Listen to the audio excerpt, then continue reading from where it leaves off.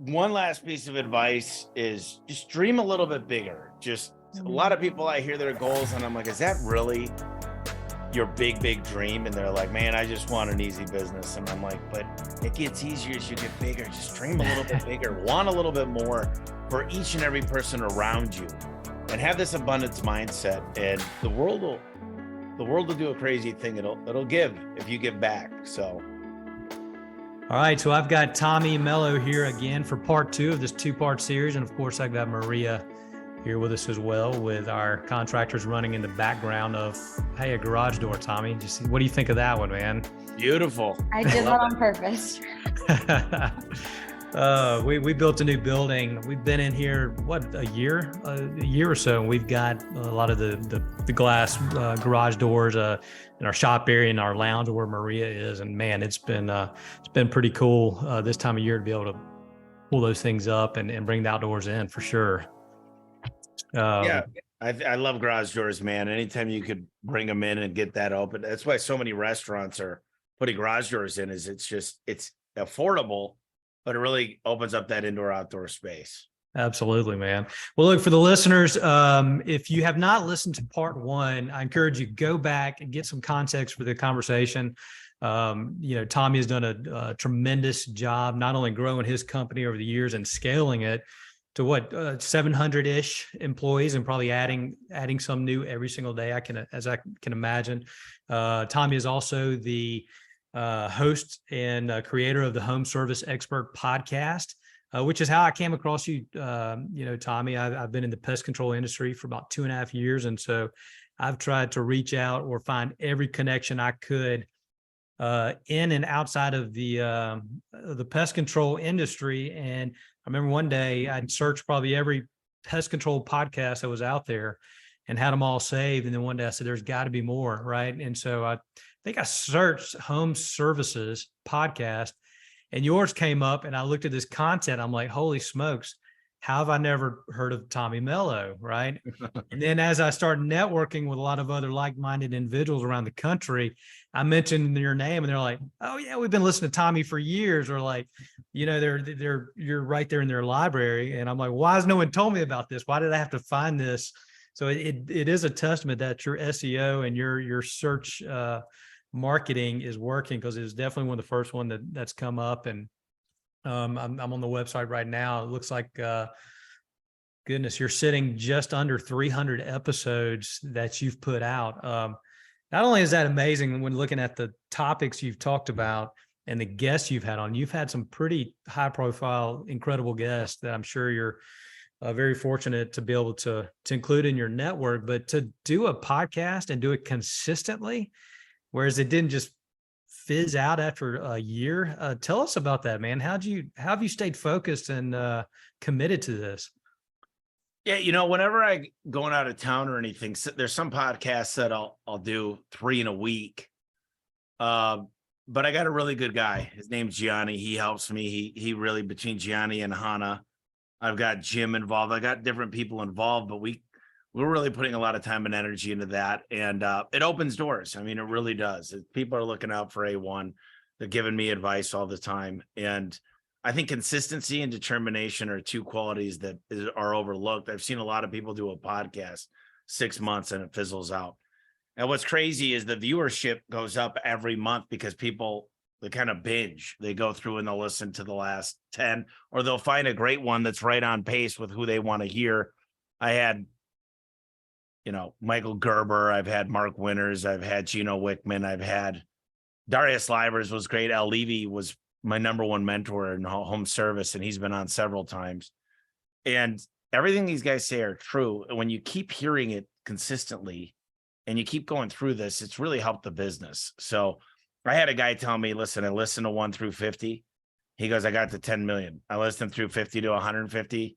I got to 20 million. And he's like, the questions you were having during the first 50 were the questions I had. And then we accomplished that. I got on some of the same, got on a service type, got on to built the manuals, did the branding. And all of a sudden I moved up to the next level.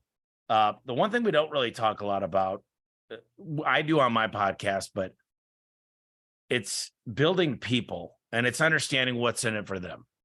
It's really going towards the subject of why would I want to work for you? Why would I want to come in and try my best? And when I learned performance pay, and then they got skin in the game, and then we figured out an equity incentive program for certain people, and it's a recruiting tool and it helps people stay on and row in the same direction. And then I really dialed in the culture, but really what it all starts with is you got to have a plan. You got to have a budget. You need to understand what needs to happen, that a real budget that you can hit. It doesn't mean everything's going to go perfect every day. Sure. But employees need a budget too. They need to understand it. If you go to calc.a1garagetools.com, we built a calculator. We're building this calculator for the techs and the installers, and they got to understand you got to get your family involved. You got to figure out how to get the husband and wife and the kids that are all seeing what the goal is. Are we going to buy a house next year? Are we going to go on that 10-year anniversary? What does this mean for our family?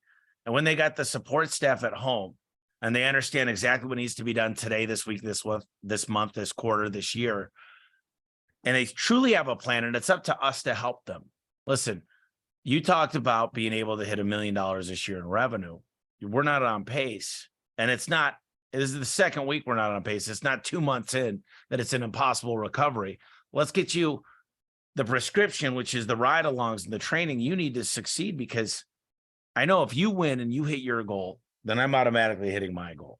And I think too often we start with what's in it for me, hit this goal, hit my annual budget, make sure what's in it for me, the owner. I took all the chances. Right. And nobody wants to work for that guy or gal. Nobody, it's not really fun for them. There's nothing in it for me. And I think being able to charge the prices to let the employees live their best life and be able to have the help you need, you're growing a real business that's worth a real value. And when you put the time and energy into people and you have guest speakers, there's a great book called The Coaching Effect. And when you understand you're a great coach, you'll be more successful in business. And I think that's probably the key to success. You know, it's funny just hearing you say that, and I'm over here smiling. One of the reasons you're talking about making it about them, right? Making it about your team members, making it about their family. We literally had a call this morning with our sales team at 8:00 this morning. Some were not quite maybe as enthusiastic as I was at 8:00 on a Monday coming off a weekend. But one of the things that this was about was, you know, we have set goals for our salespeople based on our company and the objectives, where we're going and what our opportunity is, what kind of lead volume we have. And, you know, our goal this year is to do 2.5 million of new sales, annual contract value sales for recurring pest control, right? And if you look at January, February, and March, how we've approached that, and it's just kind of happened by default, is we break down what is every individual sales rep, what do we feel like their potential is based on lead volume, seasonality, all those things, right? And we come up with a goal for them. And it hit me, like, why are we putting a ceiling even on, you know, why are we dictating a goal for them as opposed to it being a two-way conversation? And we used to do it that way, right? And somewhere along the way, we've gotten away from that. And so this call this morning was all about, guys, where do you want to be? What kind of money do you want to make this year? When do you want to retire? You know, do you want to put yourself in a situation financially where your spouse does not have to work, that you've got that option if they want to stay home with the kids, or maybe you want to make a certain amount of money to go on that vacation you've been dreaming of, right? And so we really spent this morning talking about that, and let's not give ourselves that ceiling. And it starts with reverse engineering, right? So if I want to make $100,000 this year as a sales rep, how many proposals and quotes do I need to do in a month and a week and a day? And how many based on my close rate, and where am I getting the leads from? And so we're going into April and with a different mindset of, let's not just pull a number out of thin air. Let's have some logic behind it.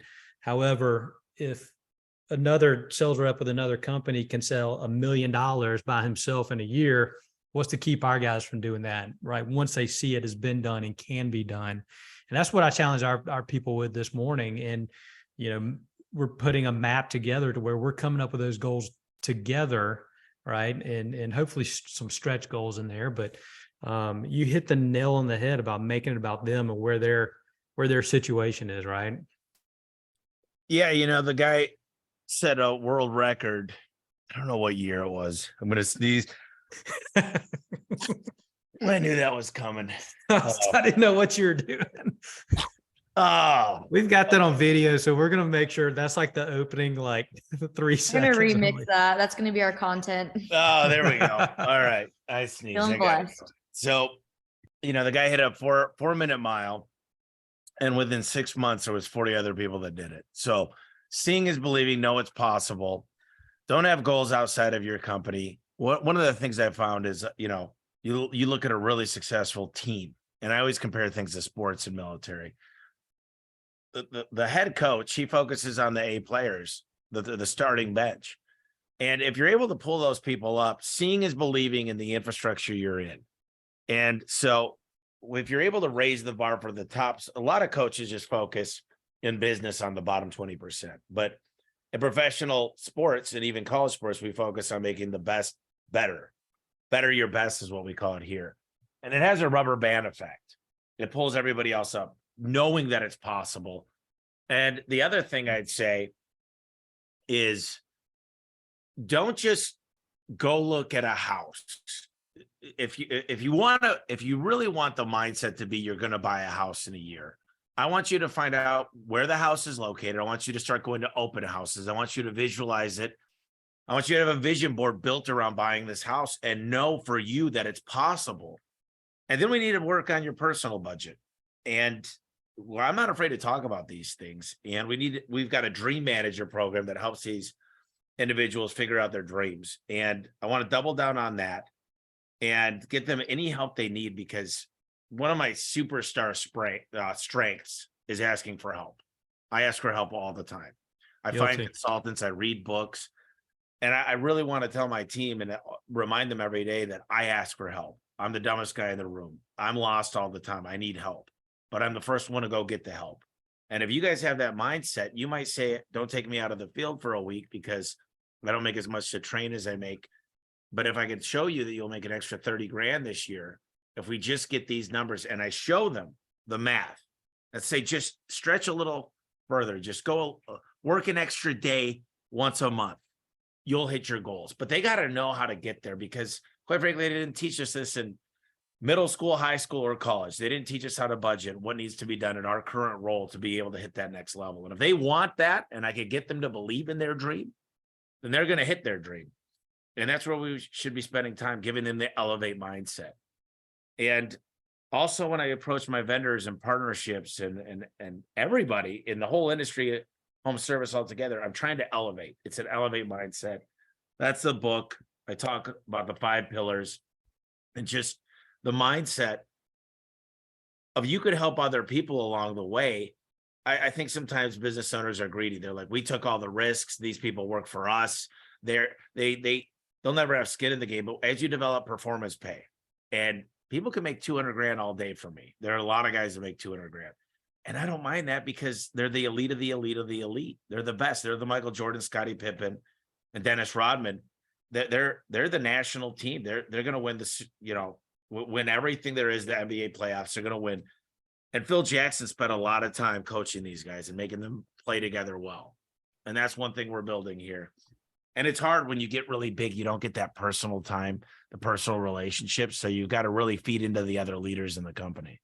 Absolutely. And you said it earlier, and it's funny, everything you're saying, I feel like I can relate to based in our company. And one thing we really stressed was making sure our guys, our service professionals, and our sales professionals, making sure they know what they need to do, right? We come up with a plan together, but they need to know where their KPIs are. We have company KPIs, but each individual person has their own set of KPIs. And we need to make sure that we're working and coaching them on those, right? So if Casey comes in, he knows, hey, here's my game plan for the week. Here's what I need to do in order to stay on pace to hit this goal, to buy that new house, or to put myself in a position that my spouse can quit their job, right?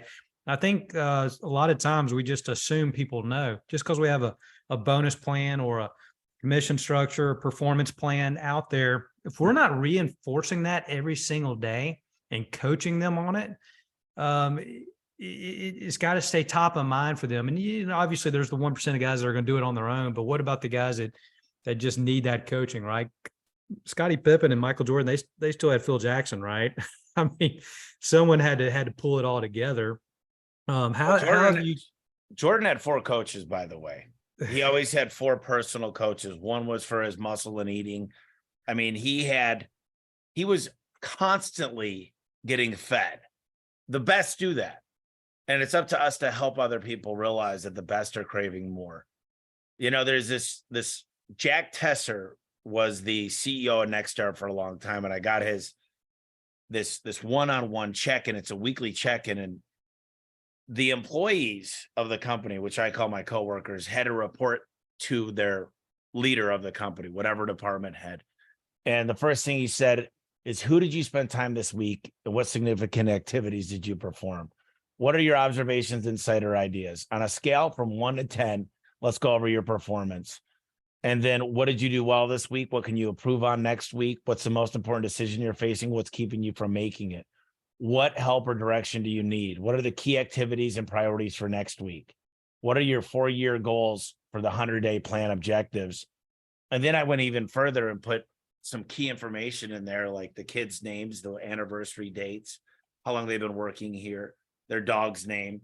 And just if you could talk about things that are meaningful to them and understand what drives them. And it's never going to be easy.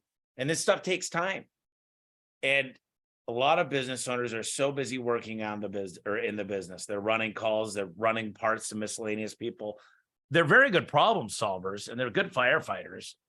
But that's very hard for a business to grow when you're not on, if you don't create a cadence for the company and you don't have great meetings and you don't have open book management. I read the book, The 7-Power Contractor, and I had Al Levy coach me. And man, he hit spot on just knowing where you're at financially and having a really, really good finance team and understanding if you buy new vehicles, what does that mean for the company? It means you don't have any broken down vehicles. It means you could depreciate last year 100%, this year 80%. It means you got a great brand. It means you look and are playing the part of the best in your market. I didn't know that. I thought I was going to buy, and I did buy all Dodge Dakotas that were 10 years old that I picked up for $2,500 and put a crappy wrap on them. I didn't understand the tax ramifications. I didn't know R&D credits. I didn't understand employee retention credits. I didn't understand cost segregation studies. I had no idea what the tax rule was. By understanding the role we play in taxes and understanding our finances, you could get so much further ahead than people think. Absolutely. And, we're going through that right now, again, with our vehicles and the reevaluating, because you first start, man, you're just trying to get stuff on the road, especially with us with the worldwide pandemic. Finding fleet vehicles has been a challenge, but it's loosened up somewhat. So now it's time to reevaluate. Tom, you talk about Elevate. Tell us a little bit more about Elevate and how you've, used a lot of those principles in developing people. Again, we finished the last part of this 2 series talking about developing someone, maybe as opposed to thinking, hey, I'm going to go hire this turnkey guy with experience. And yeah, I think there are times when that you probably hit a home run with that, but more often than not, in a lot of roles, you can also bring over a lot of bad habits and maybe the guys that just don't fit in culturally, even though they do have that quote unquote experience. So talk about that a little bit and your experience over the years with that. I'd rather bring in a guy fresh with the right attitude. I'm always recruiting, busboy, server, somebody helping me out, the Amazon guy, you name it. If you could teach your best people to be recruiters, but they want to know what they're bringing people into. Is the lighting right? Do you got a coffee machine? Do you have fun at work? Do you do group activities?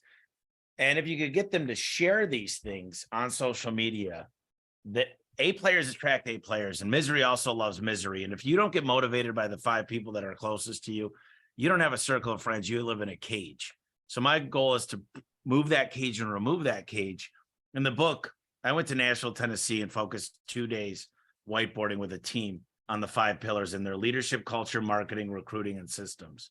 But those 5 things, I figured out we could accomplish anything.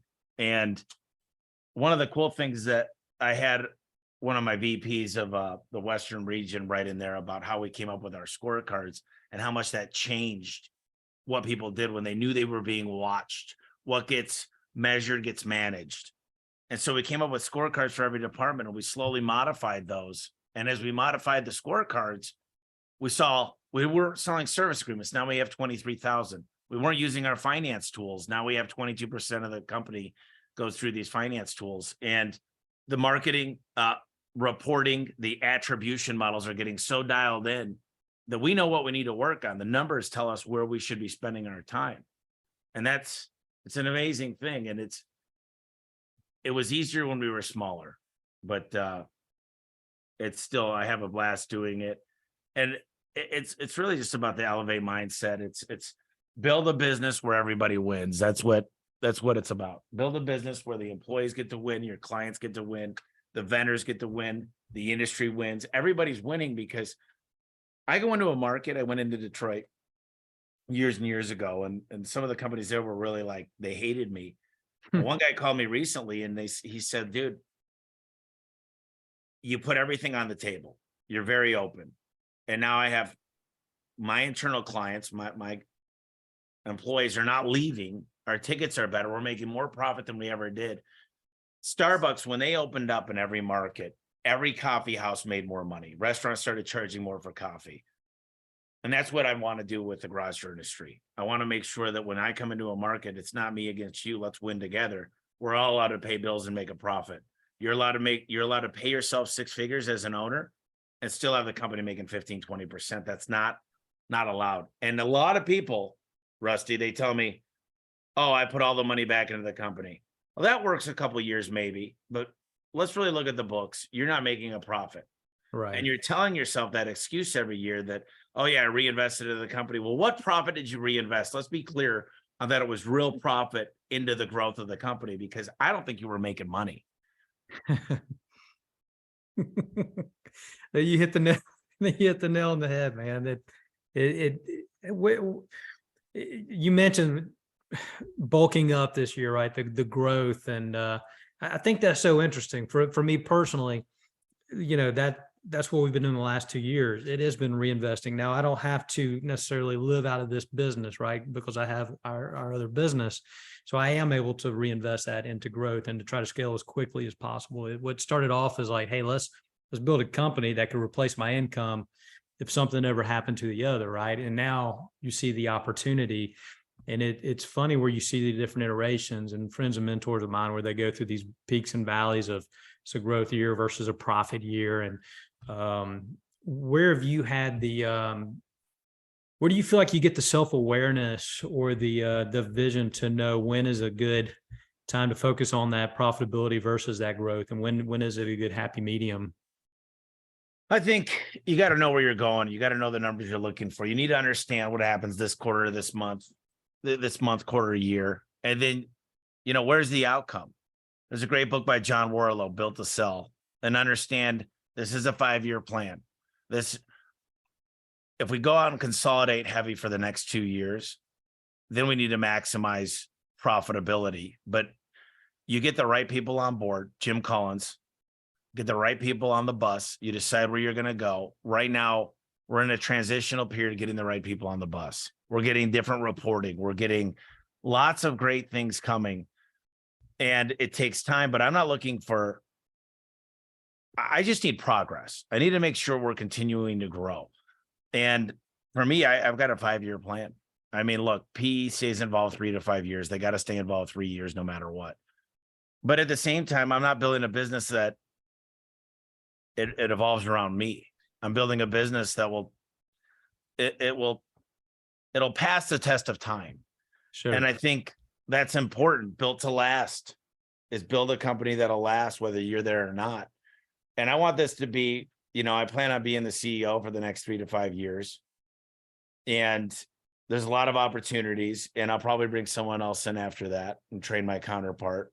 I'm still going to be heavily involved with this business for the next 15, but I'll probably be cutting the time down to a couple days a week in 5 years, and just be a great mentor to people and make sure that I'm still showing face. But another thing I've been working on is deciding what my life looks like after 5 years. What's the perfect life? Where am I spending my time? And by doing that, I could create it. But a lot of people don't know where they're headed. They don't know what their life looks like. They never sat down and said, these are the things I love to do.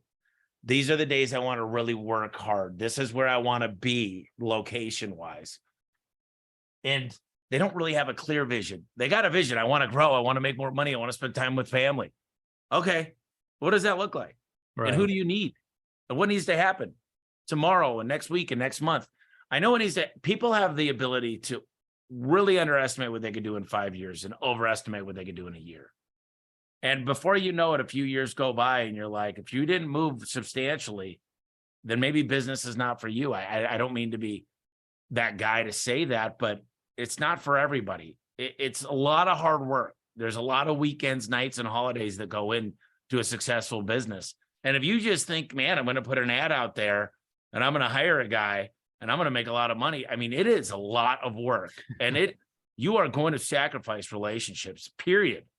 And as long as you got people around you that are okay with what you're building and what this looks like to your future lives, you'll be okay. But if you're not very clear with where you want to go, I mean, best of luck.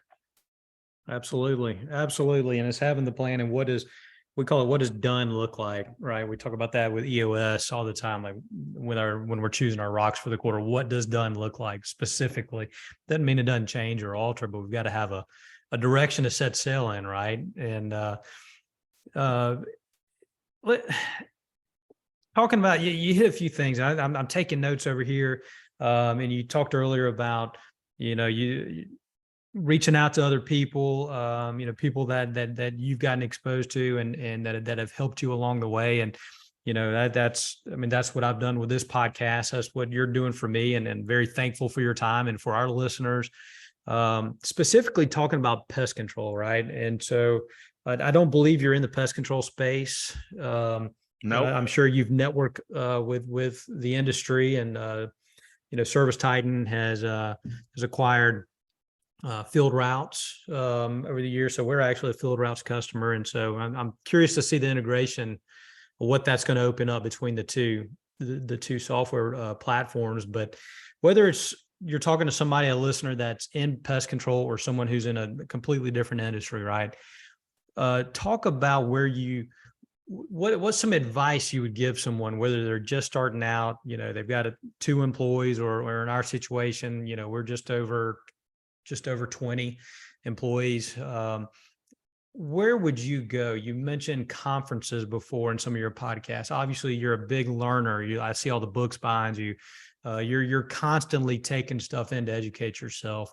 Where would you start if you are in that kind of small business guy that's got a couple employees and he's wanting to scale that to 20, 30, 50 employees or better? There's a lot of things. Number one, I'd go spend time with successful companies that are 10 million and more. I've got a buddy out here, Moxie, Austin Clark, more than willing to share with everybody. I've got a guy that I work with. His name's Lenny Gray. He wrote 2 books, The Door-to-Door Millionaire. Yeah. Learn the door-to-door side. I'd hook up with a guy named Paul Gianamore. He's responsible for over 70% of all the transactions. He lives in Puerto Rico. I just was texting him this morning. Because my plan is to partner with a national pest control company, because the bottom rubber is the number, your bottom of your garage door, that's where bugs get in. And I think I can get a lot of leads. So the real deal is pick a number you need to get to and don't settle for less. Understand the multiples. I mean, the multiples in pest control are going up. They're massive right now. It's more of a multiple of revenue is how they base pest control companies, but I've heard of them getting 25x of EBITDA because it's reoccurring. Couple pieces of advice: your list of all the customers you used in the past, those are the best spots to look and get back in there. You need to be aggressive on marketing to your past customers and reopening that list of people. I told Austin to do that. He picked up an extra 500 clients.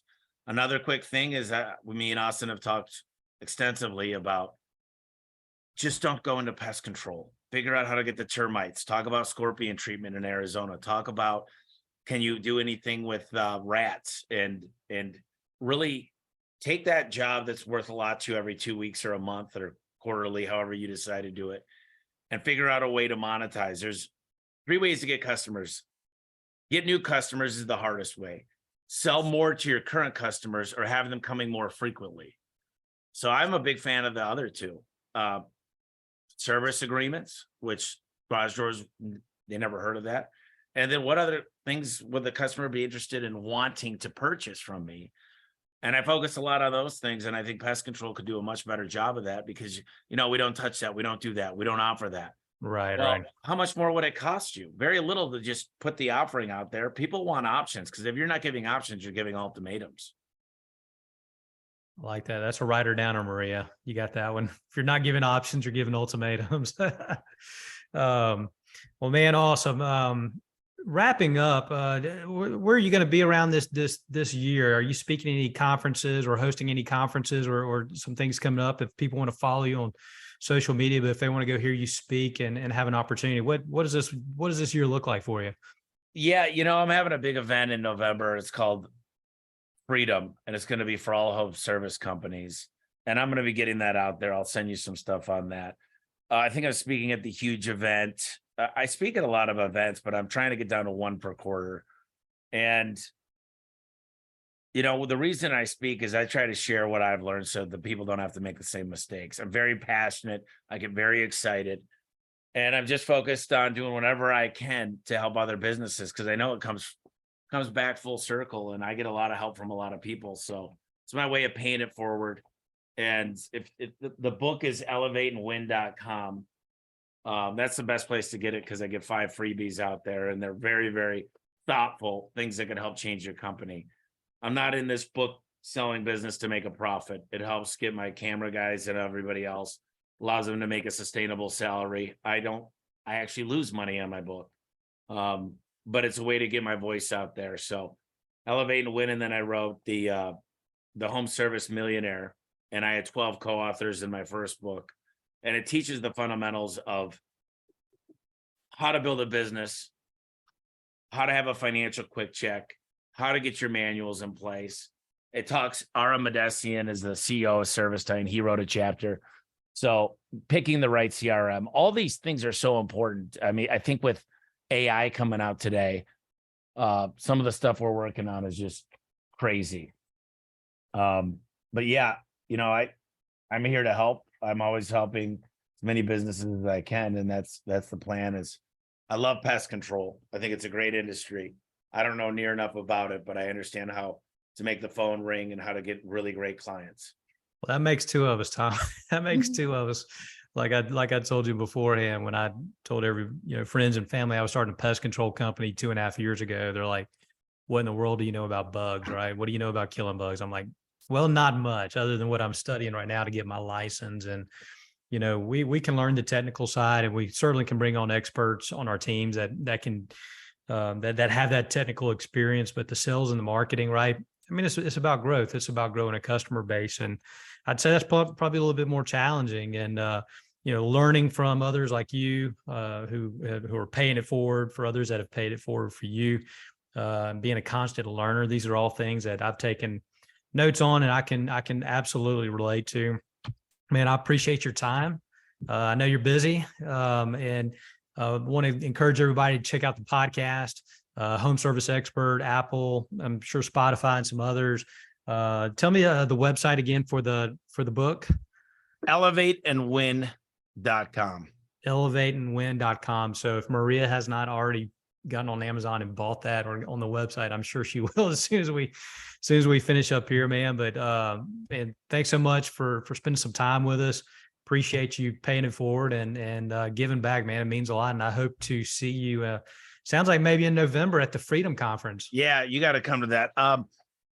One last piece of advice is just dream a little bit bigger. Just a lot of people, I hear their goals and I'm like, is that really your big dream? And they're like, man, I just want an easy business. And I'm like, but it gets easier as you get bigger. Just dream a little bit bigger, want a little bit more for each and every person around you, and have this abundance mindset. And the world will do a crazy thing. It'll give if you give back. So I appreciate coming on here, Rusty and Maria. It's been an honor.